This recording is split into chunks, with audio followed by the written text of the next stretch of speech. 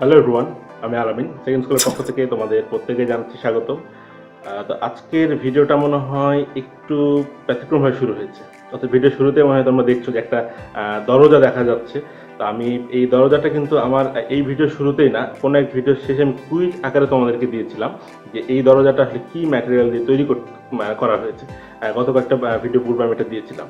তো আমি প্রশ্ন রাখছিলাম যে কী দিয়ে তৈরি করা হয়েছে, আর আজকের ভিডিওতে তোমরা এটার অ্যান্সারটা পাবা।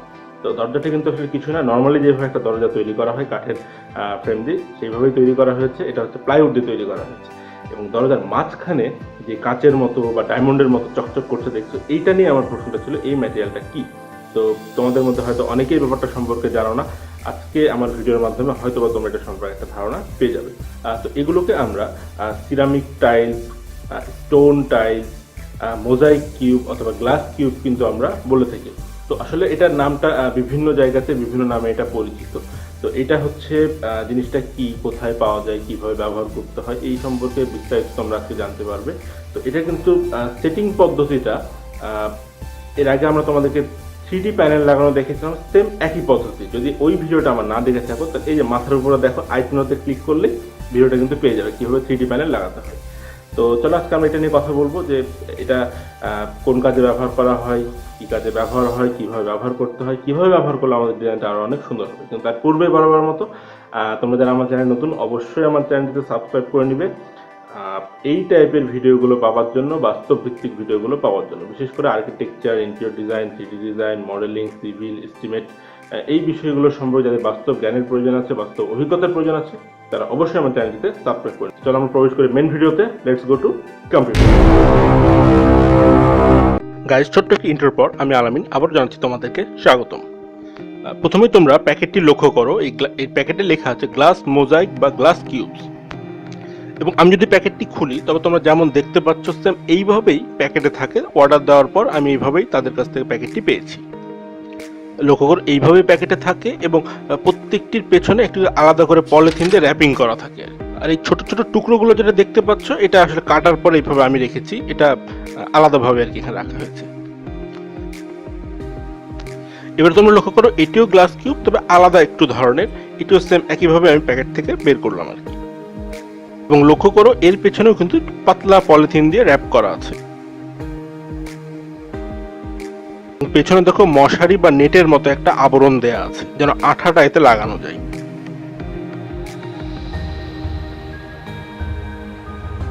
এবারে চলে আসো এটির সেটিং পদ্ধতি। আমরা যে বোর্ড বা যে কাঠের সাথে সেটিং করব, সেটিকে খুব ভালোভাবে ঘষে নিতে হবে, এবং আমার মিস্ত্রি কিন্তু এই ঘষার কাজটি এখন করছে। এবং আমরা এটি সেট করব সলিউশন গাম দিয়ে। মিস্ত্রিরা তাদের সুবিধার জন্য সলিউশন আঠাটিকে বোতলে নিয়ে নিচ্ছে, লক্ষ্য করো। এবারে আমরা যেই বোর্ডটির সাথে এটা সেট করব তাতেও সলিউশন আঠাটি দিয়ে নিচ্ছি, এবং আমার মিস্ত্রি কিন্তু এই আঠা লাগানোর কাজটা এখানে করছে। অর্থাৎ যেখানে সেট করা হবে সেইটা সলিউশন আঠা দিয়ে নিতে হবে। তোমরা কাজগুলো লক্ষ্য করতে থাকো।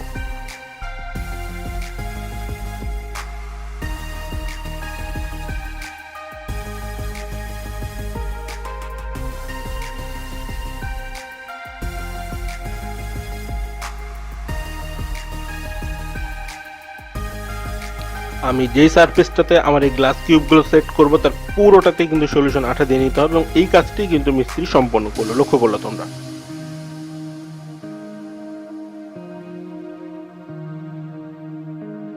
লক্ষ্য করো যেই গ্লাস কিউবগুলো আমরা সেট করব তার উল্টো পাশে, অর্থাৎ যেই পাশে মশারি বা নেটের মতো আছে সেই দিকে কিন্তু তারা সলিউশন আঠাটি দিয়ে নিচ্ছে।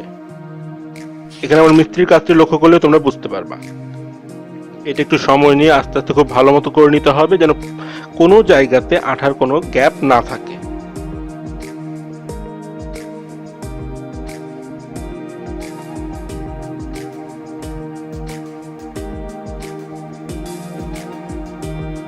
তোমরা লক্ষ্য করো একজন মিস্ত্রি বোতল দিয়ে আঠাটা লাগাচ্ছে এবং আরেকজন ব্রাশ দিয়ে সুন্দরভাবে আঠাটি লাগাচ্ছে। যেভাবে করলে সুবিধা হয়, প্রথমে আটাগুলো ব্রাশে নিয়ে নিচ্ছে, তারপর সেই ব্রাশটি সুন্দরভাবে লেপে লেপে আর কি লাগাচ্ছে। তোমরা লক্ষ্য করতে থাকো। আমরা জানি যে সলিউশন আঠা কিন্তু সাথে সাথে লাগিয়ে ফেলতে হয় না। সলিউশন আঠা লাগানোর পরে কিছুক্ষণ শুকানোর জন্য অপেক্ষা করতে হয়, এবং তারপরে সেটি পেস্টিং করতে হয়। তো এই কাজটি কিন্তু দেখো অনেকগুলোতে লাগানো হয়েছে, সেগুলো তারা রেখে দিয়েছে যে একেবারেই তারা সেট করবে কাঠের সাথে। আঠা লাগানোর কাজ শেষ। এবার দেখো কিভাবে তারা দরজাটির সাথে আমার এই গ্লাস কিউব বা মোজাইক কিউবটা সেট করছে। তোমরা লক্ষ্য করো, খুব ভালোভাবে সাবধানতার সাথে একটু বুঝে, যেন আঁকা বাঁকা না হয় বা কোনো জায়গাতে যেন আঠা ছুটে না যায়, গ্যাপ না থাকে, এটা বুঝে কিন্তু সুন্দরভাবে সেট করতে হবে, একটু সময় নিয়ে। তোমরা লক্ষ্য করো কাজটি। এবং লাগানোর পর খুব ভালোভাবে লেপে দেওয়ার মতো করে চেপে চেপে দিতে হবে। বরাবরই আমি বলছি যেন কোনো প্রকারে গ্যাপ না থাকে বা শূন্য না হয়, কারণ যেহেতু এটা খাড়াভাবে থাকবে, যেন খুলে পড়ে যাওয়ার সম্ভাবনা না থাকে বা কোনো জায়গা থেকে যেন খুলে না যায়। খুব ভালো মতো দেখো, এখানে কিন্তু একটা একটা করে চেপে চেপে লাগিয়ে দিচ্ছে। এই বিষয়টা খেয়াল রাখতে হবে।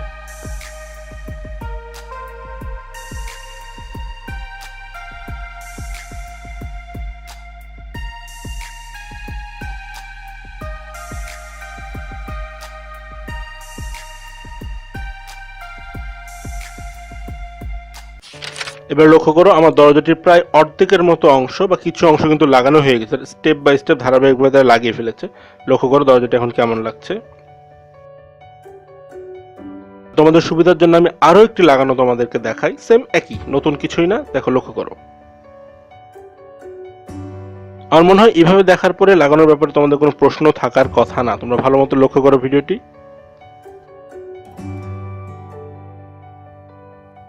এবং সেম এই একই পদ্ধতিতে কিন্তু আমরা এর আগে 3D প্যানেল লাগিয়েছিলাম আমাদের সিলিং এ এবং আমাদের বেডের ব্যাকড্রপে। তোমরা যদি না ভিডিওটা দেখে থাকো, অবশ্যই সেই ভিডিওটি দেখে নেবে।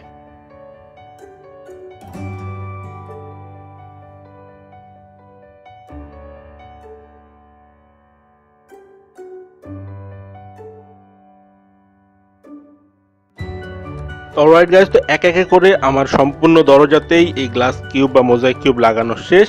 এবার তোমরা পুরো দরজাটি একটু লক্ষ্য করো এক নজরে, এবং এই দরজাটি তোমরা শুরুতে দেখেছিলে। আমার কাছে মনে হয় তোমাদের কাছে বিষয়টি ভালো লাগছে, এবং এই জিনিসটা ব্যবহার করলে কিন্তু ডিজাইন অনেক সুন্দর করা যায়, আকর্ষণীয় করা যায়, যেটা ব্যবহার করে তোমরা আকর্ষণীয় করতে পারো। এবং এই ব্যাপারে যদি তোমাদের কোনো প্রশ্ন থাকে, যদি কোনো কিছু জানার থাকে, তো অবশ্যই আমাকে জানাতে পারো। আমি চেষ্টা করবো এই ব্যাপারে পূর্ণাঙ্গ একটু সমাধান তোমাদেরকে দেওয়ার। একটা প্রশ্ন আসে যে এই জিনিসটা কোথায় পাওয়া যায়। আমি এটা নিচ্ছি বনানীর চেয়ারম্যান বাড়ি থেকে। তোমরাও সেখানে নিতে পারো, বিভিন্ন দামের বিভিন্ন মডেলের এটা আছে। তোমার যেটা পছন্দ হবে সেটাই তোমরা নিতে পারবে। আর এটি শুধু যে দরজায় ব্যবহার করতে হবে এমন না, যেমন অনেক স্বর্ণকারের দোকানে এটার ব্যবহার দেখতে পাবে তোমরা। ইচ্ছা করলে তোমরা ওয়াল প্যানেলিং করতে পারো, দরজায় ব্যবহার করতে পারো। যেই স্থানে ব্যবহার করলে ভালো লাগবে, সুন্দর লাগবে, রাজকীয় একটা ভাব আনার জন্য এটা কিন্তু ব্যবহার করা যেতেই পারে। তো অলরাইট গাইজ, আগামীতে কথা হবে আবার নতুন কোনো বিষয় নিয়ে। সে পর্যন্ত সবাই ভালো থাকবে, সুস্থ থাকবে, এবং মোস্ট ইম্পর্টেন্টলি সেকেন্ড স্কুলকে সাবস্ক্রাইব করে নিবে। Thank you.